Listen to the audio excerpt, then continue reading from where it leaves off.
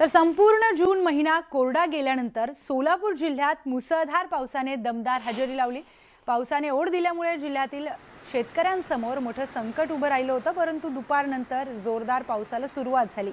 दक्षिण सोलापूर, अक्कलकोटसह अनेक भागांमध्ये झालेल्या पावसामुळे शेतकऱ्यांना मोठा दिलासा मिळाला। खरीप हंगामाच्या पार्श्वभूमीवर शेतकऱ्यांच्या पेरण्या रखडलेल्या होत्या, मात्र आता पाऊस पडल्यामुळे शेतकरी खरीप हंगामाच्या पेरण्यांना सुरुवात करू शकतील, त्यामुळे शेतकऱ्यांना आता मोठा दिलासा मिळाला आहे।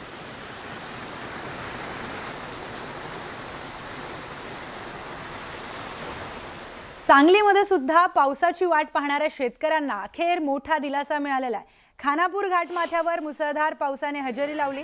पावसाच्या आगमनाने नागरिकांसह बळीराजा सुद्धा तेवढाच सुखावलाय।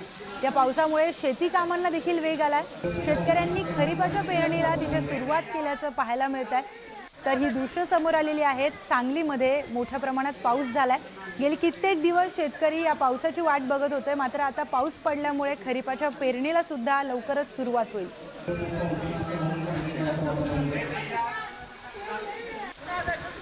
आता बातमी आहे बीडमधनं। बीडच्या लिंबा गणेश भागात वादळी वाऱ्यासह मुसळधार पाऊस झाल्याचं कळत आहे।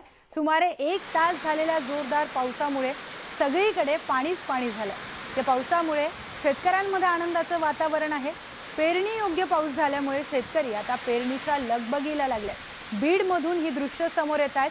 बीडमध्ये वादळी वाऱ्यासह तुफान पाऊस झालाय। रस्त्यांवर पाणी साचल्याचं पाहायला मिळत आहे, त्यामुळे नागरिकांना ये-जा करण्यासाठी त्याचा त्रास होतोय। मात्र दुसरीकडे ग्रामीण भागामध्ये आपण पाहिलं तर शेतकरी आता पेरणीसाठी मोकळे झालेले आहेत। खरीप हंगामाची पेरणीला ते सुरुवात करू शकतात।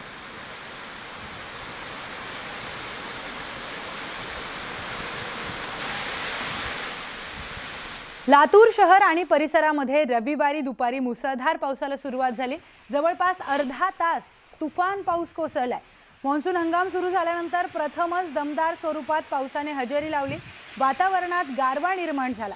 खरीप हंगामातील पेरणीच्या कामांना आता गती मिळण्याची शक्यता निर्माण झाली आहे। अनेक ठिकाणी शेतकरी पेरणीसाठी तयारीला लागल्याचं चित्र पाहायला मिळत आहे। दमदार पावसामुळे शेती कामांना आता चालना मिळणार आहे, त्यामुळे शेतकरी वर्गात सुद्धा समाधानाचं वातावरण निर्माण झालंय।